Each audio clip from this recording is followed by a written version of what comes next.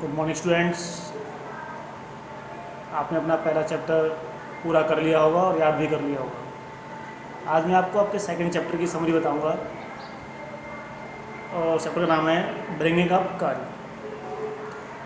कारी जो है वो एक 5 महीने का हाथी का बच्चा है जो कि लेखक को पालने के लिए दिया गया है, जो खुद लेखक 9 साल का है। दोनों ही आपस में बहुत अच्छा तालमेल रखते हैं, खेलते हैं, लेकिन हाथी का बच्चा जो जल्दी बड़ा हो जाता है, वो इतना बड़ा हो जाता है कि जो लेखक है वो उस पर चढ़ने में असमर्थ होता है। जब लेखक उस कारी को नदी किनारे नहलाने के लिए ले जाता है तो हाथी बड़ा खुश होता है। वो नदी में डुबकी लगाता है, फिर लेखक उसको एक नारियल के जो छिलका होता है उससे रगड़ता है, पीठ को रगड़ रगड़ के नहलाता है, फिर पानी डुबकी लगाता है, फिर धूल में खेलता है। वो मतलब उसको इतना आनंद आता है हाथी के बच्चे को कि बहुत खुश होता है नहाने में।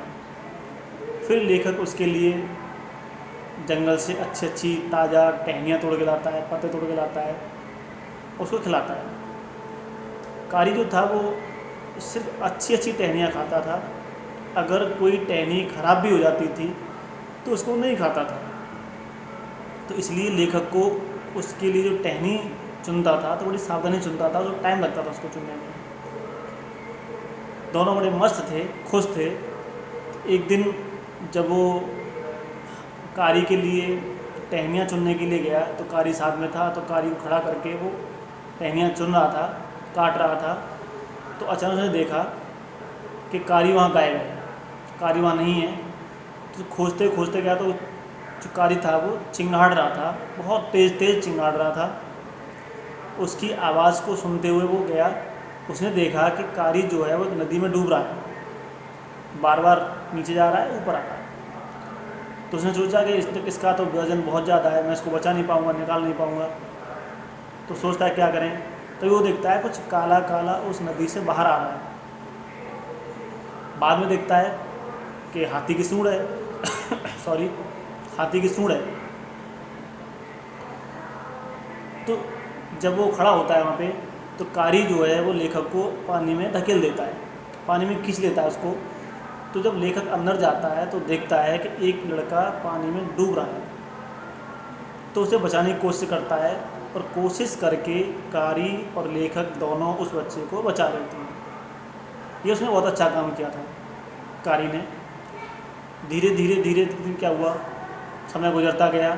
एक दिन जब कारी कहीं जा रहा था तो किसी आदमी ने उसको खाने के लिए केले दिए। जैसे वो केले दिए तो उसे केले अच्छे लगे। अब वो केले खाने का शौकीन हो गया।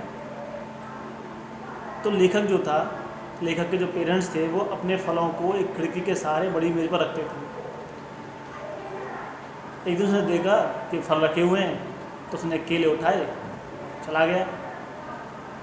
तो घर वालों ने देखा तो केले गायब हैं, वहाँ से फल गायब हैं। तो उन्होंने पूरा जो आरोप था वहाँ के जो नौकर थे उन पर गया कि हो सकता है कि इन नौकरों ने वो सारे फल चुरा के खा लिए। लेकिन नौकरों ने मना किया तो किसी ने माना नहीं, शक पूरा नौकरों पर गया। कुछ दिन बाद फिर फल गायब हो गए। अब की बार जो आरोप था वो लेखक पर गया, लेकिन उस लेखक को पता था कि फल मैंने नहीं चुराए। तो फिर फल गए कहाँ, ये कौन खाता है। एक दिन जब वो अपने ड्रम में बैठा हुआ था, फल रखे हुए थे, तो खिड़की में से कुछ काला सा सांप जैसा अंदर आया और फल उठा के ले गया। लेकर डर गया कि हमारे घर में कोई ना कोई हो, कोबरा है और वो फलों को ले जाता है। तो पीछे भाग कर गया। हाथी जहाँ रहता था उस मंडप के पास गया तो देखा कि हाथी जो कारी था वो अपने मंडप की ओर जा रहा है। तो उसने देखा कि जो हाथी है, कारी है, वो केले खा रहा है। तो उसे बड़ा गुस्सा आया कि आरोप नौकरों पे जा रहा है, मुझ पर जा रहा है, और केले कौन खा रहा है, कारी खा रहा है। तो फिर धीरे धीरे मामला शांत हुआ। तो फिर क्या हुआ उसके बाद कि हाथी की लंबाई जो बहुत ऊंची होती है, जो ऊंचाई होती है बहुत ऊंची होती है, उस पर आदमी बैठ नहीं सकता। क्या उस पर बैठने के लिए हम लोग सीढ़ी नहीं ले जा सकते। तो कुछ ऐसे वर्ड्स होते हैं जो उनको सिखाए जाते हैं बैठने के लिए, खड़े होने के लिए। तो ऐसे कुछ वर्ड्स हैं जो उनको सिखाया जाता है कि कब उनको बैठना है, कब उनको खड़े होना है। तो जैसे किसी हाथी को खड़ा होना है तो उसके लिए क्या किया जाता है कि उसको कारी को जो है बहुत अभ्यास करने के बाद कि वर्ड सीख पाया माली और धत, इन दो शब्दों को सीखने में उसको काफ़ी वक्त लग गया। जब वो बैठना नहीं सीख पाया तो क्या होता है, धत कहकर उसको बैठना सिखाया था। धत कहा तो वो बैठता था और माली कहा तो वो खड़ा होता था। तो ऐसे वर्ड्स उसको सिखाए जाते थे, इसको कारी को। तो इस तरह से ये क्या था, वो सीखता है।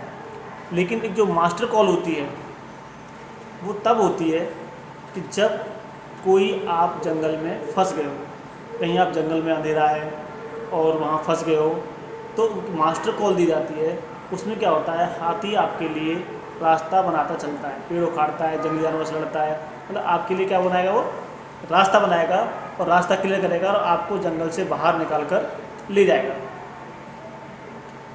ऐसे ही कुछ वर्ड्स होते हैं जो हाथियों को सिखाए जाते हैं, और इसमें भी कारी को वो लेखक जो है वो ऐसे कुछ वर्ड्स सिखाता है, उसको ट्रेनिंग देता है।